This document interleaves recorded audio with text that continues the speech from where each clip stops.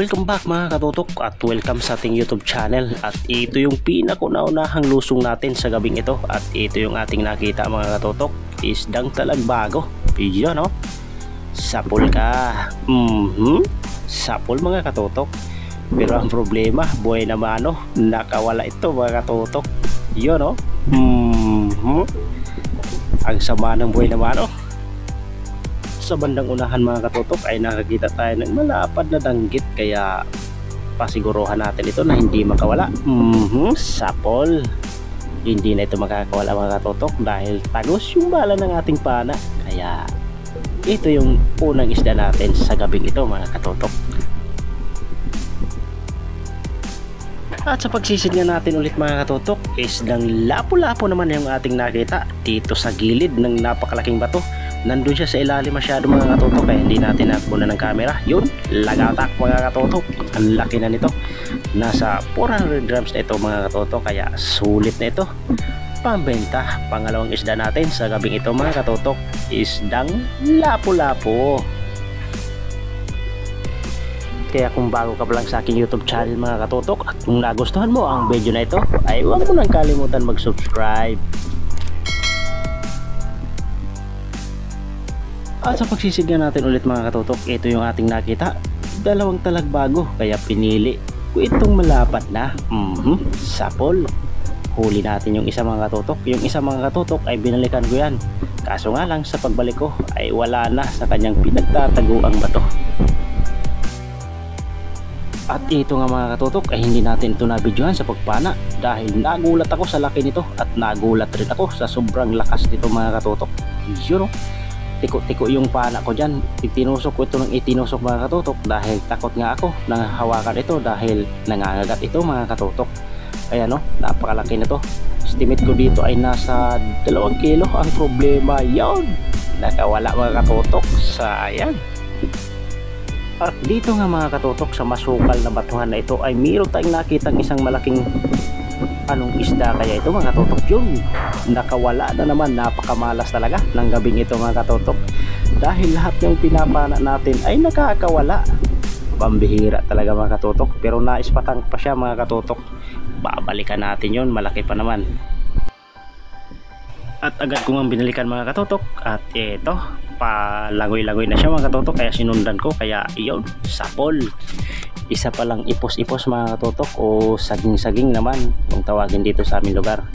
Ayos, nasa kalahating kilo na ito mga katutok, kaya sayang naman kung makawala. Pambenta na rin yan mga katutok. Sa ibang lugar po mga katutok, ang ganitong klaseng isda ay tinatawag ho nilang maming, kaya bawal daw itong hulihin mga katutok. Pero para malaman po ninyo mga katutok ay hindi ho ito maming. Ang maming po ay makalahi ng malalaking parrot fish. At dito mga katutok ay nakakita tayo ng isang danggit. Yun no, sapol ka. Bali nakapana rin tayo ng isang danggit mga katutok, kaso nga lang hindi natin nabidyohan dahil nga maliwanag yung buwan. Nagpapahabol ang mga ito, kaya hindi agad tayo nakakapag-open ng camera mga katutok. At ito nga mga tutok, sumalubong yon, sapol. So nakapana tayo ng isang tuhaw o isang uri ng talakitok mga katutok. Malaki na ito mga katutok. So bali napana ko na pala ito mga katutok sa gilid. Kung napansin nyo ay medyo tihaya na siya nung napana ko dahil na-spine shot natin yan mga katutok at nakawala lang, kaya agad ako nang open ng camera. Kaya nung pasalubong na siya sa akin mga katutok, yan, nakuna ng video sa pagpana natin. Ayos, mag 1 kilo na rin ito mga katutok, kaya hindi natin ito ibibenta. Ipapang ulam natin ito mga katutok. Ayan nga mga katutok, nandito na pala tayo sa gilid. Nasa harap na kami ng kubo. Ang bilis namin nakarating sa kubo mga katutok dahil low tide ay mabilis yung agos pabalik papunta rito sa amin, kaya agad tayo nakaahon. So marami tayong hindi nabidyohan mga katutok gawa ng napakailap dahil maliwanag yung buwan. Ayan, so silipin nyo na lang sa kubo kung nakarami ba tayo sa ating mga naging huli ngayong gabi. Ayun mga katutok, sa mga bago pa lang sa aking YouTube channel ay huwag nang kalimutan mag-subscribe like, comment, and share para lagi po kayong updated sa mga video na ginagawa ko. Kagaya nito mga katutok. So yun mga katutok, nandito na tayo sa kubo at ito yung ating mga naging huli sa gabi ito. Ayos na rin mga katutok dahil nakarami-rami tayo ng huli. Hindi nga lang natin na-videohan yung iba gawa ng napakailap mga katutok. Nag-aalagan tayo sa pag-open ng camera, gawa ng pag nag-open tayo ng camera baka wala na yung isda sa harapan natin mga katutok. Kaya ang ginagawa ko, pinapana ko na lang. Ayan, so maraming salamat po sa iyong patuloy na panunood mga katutok, saan man kayo naroroon sa Luzon, Visayas at Mindanao o sa labas ng ating bansa. Maraming salamat po sa inyo mga katutok. Ayan, so ayos na din ito, makakapagbenta na rin tayo mga katutok.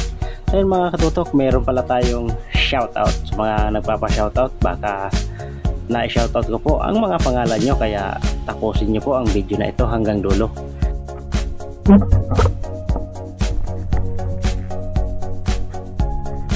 Magandang hapon po sa ating lahat. Ayan, so bali yung huli natin kagabi mga katutok, umabot lang yun ng 3 kilo. Gawa ng bilog pa yung buwan at may ilap pa yung mga isda, hindi natin ganong nabibidyohan pa yung iba. Ayan, so bali kumita naman tayo ng mahigit 300 mga katutok. Ayos na rin yun. Ayan, so nandito pala yung ating mga shoutout mga katutok. Ayan, unang-una, shoutout sa mga kapatid na si Rappi Spear Fishing, Andrinan Fishing Adventure. Yan, shoutout.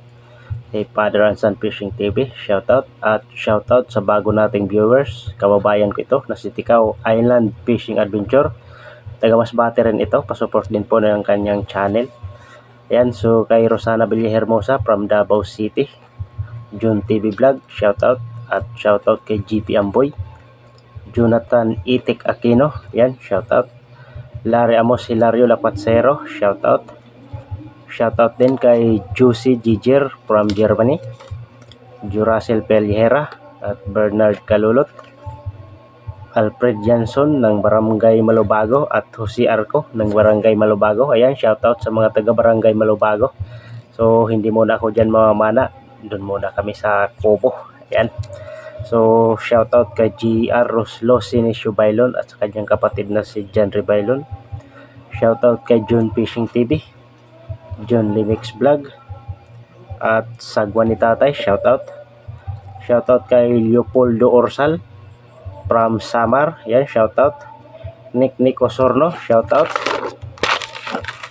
Shoutout na rin natin si Kabuloy Vlog TV. Shoutout kay Hingatong Gun Divers, yan, shoutout. Idlas, shoutout. Bisayang Niwang, yan, shoutout. At shoutout na rin natin si Darling Gabjin o Darling Gab Fishing, shoutout.